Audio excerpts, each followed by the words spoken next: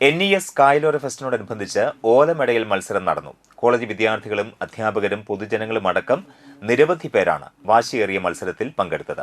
ലതാ പ്രേമൻ മത്സരത്തിൽ 1ാം സ്ഥാനം നേടി. ചെയർമാൻ ശിവൻ കണ്ണോളി സമ്മാനദാനം നിർവഹിച്ചു. Programme convener Unnikrishnan Thaipparambath, NC Aneeja, MB Lathimol, Sajitha NR, Ankitha TS, Roopa MB, Smitha NR എന്നിവർ നേതൃത്വം നൽകി. കലാരൂപമായിരുന്നു ഓലമടച്ചൽ എന്നുള്ളത്. ഒരെണ്ണം കഴിഞ്ഞവരുണ്ട്, അരെണ്ണം കഴിഞ്ഞവരുണ്ട് എന്നുള്ളത്. ചിലവരിതിന് PhD എടുത്ത് വന്നിട്ടുള്ളവരാണ്.